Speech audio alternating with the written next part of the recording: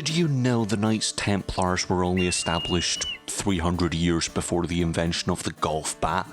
However, ancient times were invented at least 1,700 years before said golf bat. This makes a game called Assassin's Creed a bit strange, as it is about assassins killing the Knights Templars. But history's not something Ubisoft care for, as they hyped up that you could pick between Blandus Characteris Africanus and Cassandra Cain, before Tim Burton made Batman stiffer than Zeus's knob. Speaking of Ubisoft rewriting history, the overarching real-world events are still here and have about as much hilarity as a nun dying of Ebola in a lift. An elevator for you Americans. Playing for the first time since Black Flag, the return of boats makes me about as happy as Geralt of Rivia when he sees a unicorn. Speaking of which, I'll ride a unicorn. Ignore that bit.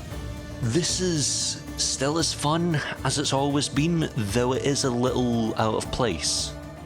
In Mike V's Pro Sailor, the boat bits are like a comfortable pair of shoes or a nice warm house after a long day at work. In Mario's Dinosaur Caper, it is nothing more than a vehicle to get around, going about 3 million miles per hour, even though they are made of balsa wood and dead pony. A bit like your horse, or unicorn, though 999,000 miles slower.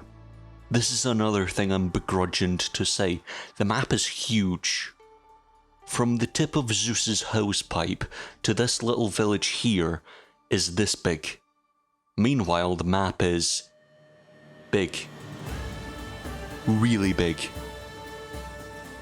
As it is a game of Mr. or Mrs. Ass's great adventure, you'll stumble into a few historical characters. This time you'll play as that Spartan everyone's on about all the bloody time. I think his name's Steve. Then you have your historical best friend, don't we, Ass Creed? No. Okay.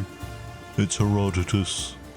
Though it is an RPG, which means you can romance several characters after saving them. So I'm role-playing as someone who will lesbos an Oxygenarian without skipping a heartbeat, which is more than I can say for the OAP in my BED. This time the story is fun and enticing, though the number of side quests, flower collecting, wolf murder, and everything else distracts you, and this is where I'm going to jump off my script for a second and say, there are microtransactions, lots and lots and lots and lots and lots and lots and lots of microtransactions. Some of them are time savers, quote unquote. I used to call them cheats.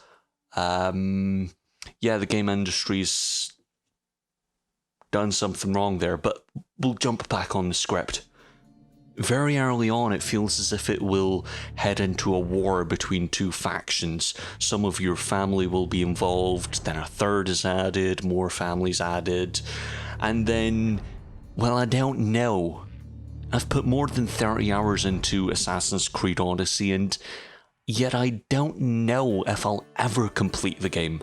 If you expect there to be an end in sight after 20 hours, you'd be mistaken. Being just less than halfway to level 50, I'm still underpowered in some fights. I have lots of enemies that will kill me if I go near them. I know I'm about 20, maybe 25 levels from the end game. This brings me to the combat, which is perfected. I'm not just saying that because of my masters Dark Souls and Bloodborne. It really is fun. Before you'd walk up to the men, stab the men, then walk away. Now you're forced into combat or you run for your life as your Assassin's Creed will be creamy butter on a Spartan's bit of toast. However, they have nothing on the mercenaries, which are nothing to do with Shadow of Tolkien's testicles, honest. These are hired bounty hunters sent to kill you. Okay, maybe it is. That will find you at any given time. And I do mean any given time. You could be on a stealth hunt through a fort or roaming a new town, and then suddenly Orion the Owl Toucher or Piers the Prick will try to attack you.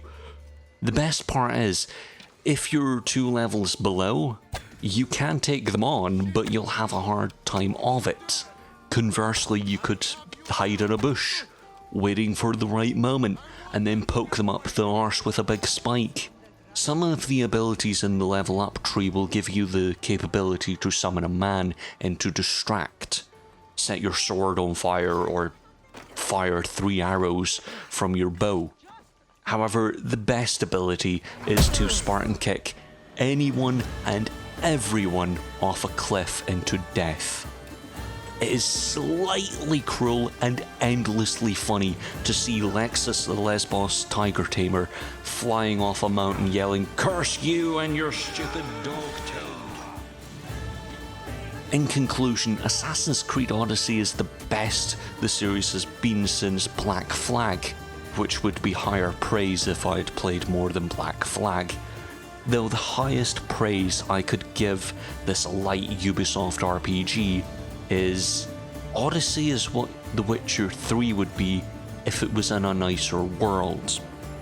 Odyssey is endlessly colourful, there are characters I like, for once, and as far as I've seen, the real world nonsense is like a dead cat in a box. It might be kicking for life or it might be dead. I just hope Ubisoft don't put holes in the box to save the little sod. Though I don't believe that's what Schrodinger was on about. Oh, and you can dangle off of Zeus's cock and bollocks.